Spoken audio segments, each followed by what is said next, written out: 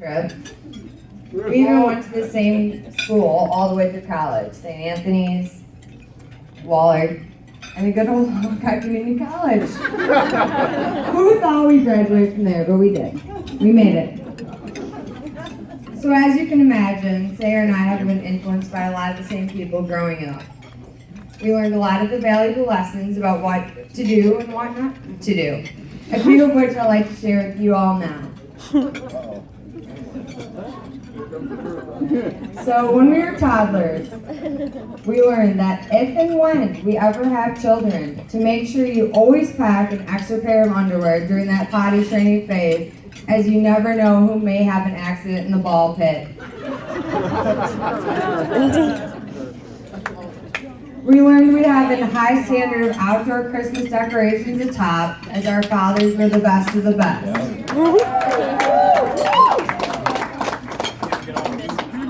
We learned in grade school that we really shouldn't have been partners to give a speech on the country conga, because we literally laughed through the entire thing, only to be told we could never be in the same class again.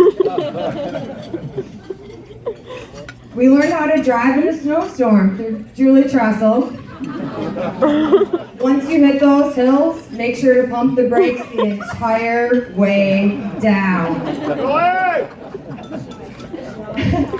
We learned when the street light came on at dusk on King Court, it was time to ace the goddamn chalk. And to pack up our Barbies, Hot Wheels, and bouncy balls to head inside. We learned in middle school and high school sports that Sarah's pinky finger could easily be broken. Not just once, but a few times. And I think it's still scarred a little bit. It's still not right. We learned that Sarah can beat Super Mario World, but she may just break out in hives by the end of it. We learned on one of our family vacations that if your van breaks down, you can, in fact, fit 8 people and all their luggage into the Trestle Astro van, while Rocco hitchhikes back from the repair shop. We learned it was more convenient to have our high school graduation party together, as we shared the same amazing family and friends. It's awesome. We learned all about working at a post office together at a party drug. Yeah. Here for life. And that we looked awesome in our blue vest smocks. And we learned to always refill the booze we snuck out of our parents' bottles with a little bit of water, so they would never know that we took the booze out of that bottle. Sarah and I quickly learned that we were really like sisters, so it was no surprise through all these lessons we would always remind each other, someday you'll be my maid of honor. And now here we are today, and that moment is here. So thanks, Sarah. No pressure to go back on 29 years and come up with a speech today. But for the first time ever, Sarah and I no longer live in the same city. This happened about 3.5 years ago when I moved to Des Moines. Since then, however, we've always made it a point to talk on the phone at least once a week. During that time, we were both navigating the dating world, and on those weekly phone calls, we would chat about our most recent dates. I remember talking to Sarah after her first date with Chad and asking, so how'd the date go? Do you like this one? And now usually Sarah would respond, not really. I probably won't go out with him again. But this time was different. Sarah responded, yeah, I like this one. I thought, all right, this is promising. So after a few more dates, I could tell by the way she talked about Chad that this relationship was going long haul. I remember our conversation right after Sarah had met Chad's family. Now, as everyone knows, this is always a scary step. I couldn't wait to hear how it went. Sarah immediately said, I really like this family. They like to drink and have fun. So we got along great. This is an important quality to have. And you guys are all great, so.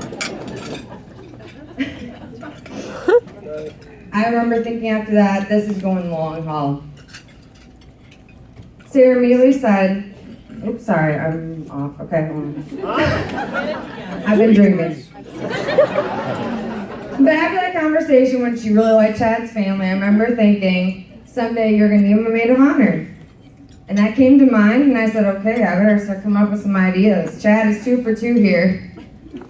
Time went on, as with every relationship, Sarah and Chad experienced their first little tiff. Of course, this was over a Bears vs. Packers game. I knew how hard it was for Sarah to date a Bear fan, since she and her entire family are such big Packer fans. So once they got past their differences when it came to football, I knew this was serious. After that, I'm pretty sure I grabbed my pen and paper and started jotting down some ideas for today.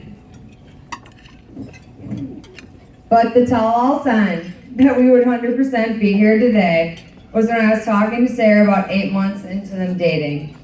And by the way, you all know Sarah, and she never used to be one for cleaning. Actually, from living a few doors down from her and Emily. I can tell you Emily took care of the cleaning, and then Julie prior to that. And I mean, Emily and Sarah couldn't even keep their beta fish alive, for God's sake. So when Sarah and I were chatting that night, I heard this scuffling around in the background, and I asked Sarah, what is that noise? What are you doing? And she says, well, Chad is at golf, and this cat's litter box really needed to be cleaned. I about fell over. I think I actually hung up and started writing the speech right then and there. Sarah cleaning? And a cat's litter box? She's actually keeping that thing alive. She is in love with this guy. It's a done deal. But in all seriousness, Chad and Sarah are perfect for each other, and I can honestly say I've never seen Sarah as happy as she is today. I am excited for what the future holds, and wish you guys nothing but good times and happiness. So cheers to the newlyweds. Yeah! And I made it through that speech without anybody throwing anything at me. Well done. Or vomiting, so thank you.